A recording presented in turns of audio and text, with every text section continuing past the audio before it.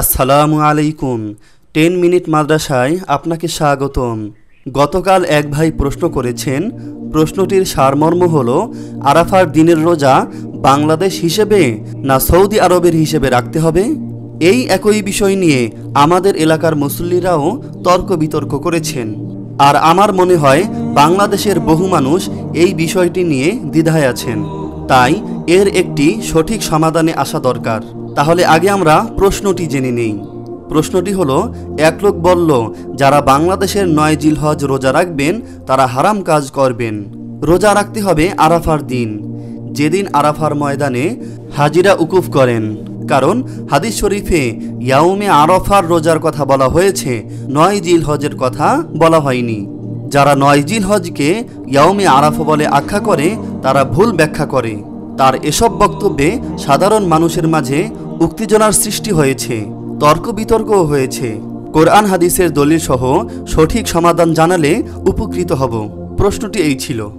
আসুন তাহলে আমরা সমস্ত দ্বিধার অবসান ঘটাই। বিসমিল্লাহির রহমানির রহিম। জিলহজের প্রথম 10 দিন অতি ফজিলতপূর্ণ। এই 10 দিনের আমল ও এবাদত আল্লাহর কাছে অতি প্রিয়। বিখ্যাত সাহাবী আবু হুরায়রা রাদিয়াল্লাহু তাআলা আনহু বলেন, রাসূলুল্লাহ সাল্লাল্লাহু আলাইহি ওয়াসাল্লাম বলেছেন, এমন কোনো দশক নেই যার নেক আমল আল্লাহর কাছে এই দিনগুলোর চেয়েও বেশি প্রিয়। আরজ করা হলো, আল্লাহর রাস্তায় জিহাদও কি নয়? তখন রাসূল সাল্লাল্লাহু আলাইহি ওয়াসাল্লাম উত্তরে বললেন, আল্লাহর রাস্তায় জিহাদও নয়, তবে যে তার প্রাণ ও সম্পদ নিয়ে বের হয়েছে এবং কোনো কিছু নিয়েই ফিরে আসেনি, অর্থাৎ শাহাদাত বরণ করেছে, তার কথা ভিন্ন। হাদিসটি সহিহ বুখারীর 969 নম্বর হাদিস। এই হাদিসে জিলহজের 10 দিনের আমল ইবাদতের ফজিলত বর্ণিত হয়েছে। রোজাও একটি নেক আমল, তবে যেহেতু ঈদের দিন রোজা রাখা নিষেধ, তাই ঈদের দিন বাদ দিয়ে তার আগের 9 দিন রোজা রাখাও এ হাদিসের অন্তর্ভুক্ত। তো যারা ঈদের আগের দিন অর্থাৎ বাংলাদেশের 9 জিলহজ রোজা রাখবেন তারা হারাম কাজ করবেন বলে দাবি করা উপরোক্ত হাদিসের সরাসরি বিরোধী। তেমনি ইয়াউমে আরাফার রোজা সম্পর্কে প্রশ্নে যে বক্তব্য উদ্ধৃত হয়েছে তাও সঠিক নয়। এ বিষয়ে প্রসিদ্ধ হাদিসে আছে, ইয়াউমে আরাফার রোজার বিষয়ে আমি আল্লাহর কাছে আশাবাদী, তিনি এর দ্বারা 1 বছর আগের এবং 1 বছর পরের গুনাহ মাফ করবেন। সহিহ মুসলিম হাদিস নং 1162। ইয়াউমে আরাফা অর্থ 9 জিলহজ, এটি সঠিক ব্যাখ্যা। কারণ এ রোজা আরাফা বা উকুফে আরাফার আমল নয়, তা ওই তারিখের আমল। ইয়াউমে আরাফা হচ্ছে ওই তারিখের অর্থাৎ 9 জিলহজের পারিভাষিক নাম।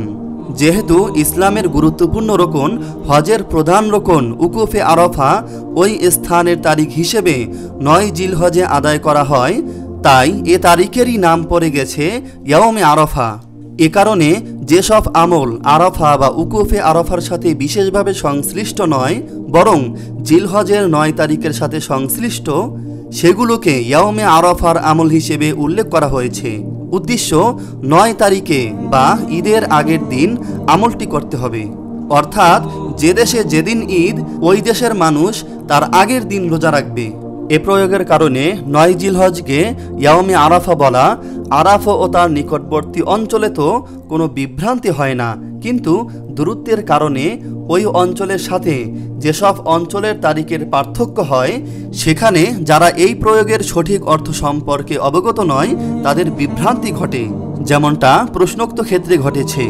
এ প্রয়োগের ইয়াউমে আরাফা অর্থ 9 জিলহজ, তার আরেকটি দৃষ্টান্ত হলো তাকবীরে তাশরিক। এই আমলটি আরাফা বা উকুফে আরাফার বিশেষ আমল নয়। এটি শুরু হয় 9 জিলহজ ফজর থেকে, অথচ যে দলিল ধারা 9 তারিখ থেকে তাকবীরে তাশরিক শুরু হওয়া প্রমাণিত, তাতেও ইয়াউমে আরাফা শব্দটি আছে। দলিলের আরবি একটু দেখে নিন।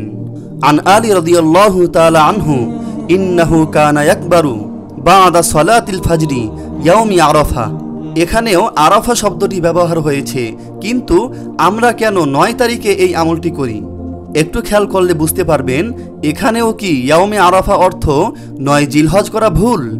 দ্বিতীয়ত, গোটা মুসলিম উম্মাহর ইজমা আছে যে ইয়াউমে আরাফার পরের দিনই ইয়াউমুন নাহার বা কোরবানির দিন। এটি প্রমাণ করে ইয়াউমে আরাফা একটি তারিখের নাম, আর তা হচ্ছে 9 জিলহজ। যেমন ইয়াউমুন নাহার একটি তারিখের নাম, আর তা হচ্ছে 10 জিলহজ অর্থাৎ কোরবানির দিন। কোনো অঞ্চলের অধিবাসীরা যদি ওই অঞ্চলের তারিখ অনুযায়ী ইয়াউমুন নাহারের অর্থ 10 জিলহজ ধরে ইয়াউমে আরাফার এমন কোনো অর্থ করেন যা দ্বারা সেখানের তারিখ হিসেবে তা হয়ে যায় 8 জিলহজ, তাহলে সেটা হবে এক উদ্ভট, হাস্যকর ও ইজমা বিরোধী কথা। কারণ ইয়াউমে আরাফা ও ইয়াউমুন নাহারের মাঝে আরেকটি দিন স্বীকার করে নেওয়া ইজমার সরাসরি বিরোধী। এই ভিডিওর মূল কথা হলো, যে দেশে যেদিন ঈদ তার আগের দিন আরাফার রোজা রাখতে হবে, আর এটি একটি নফল ইবাদত, তাই বাড়াবাড়ির কোনো প্রয়োজন নেই। এই ভিডিওর কথার মাঝে যদি কোনো ব্যক্তির সন্দেহ থেকে থাকে তাহলে তাকে আমি একটি পার্সোনাল পরামর্শ দিব, আর তা হলো আলেমদের মতবিরোধ বা সন্দেহের মাঝে না গিয়ে উত্তম হচ্ছে সৌদি আরব ও বাংলাদেশের 2 দিনের হিসেবেই 2টি রোজা রেখে ফেলা। এতে কোনো ক্ষতি নেই, বরং জিলহজ মাসের 1 থেকে 9 তারিখ পর্যন্ত সবগুলো দিনেই রোজা রাখতে পারেন।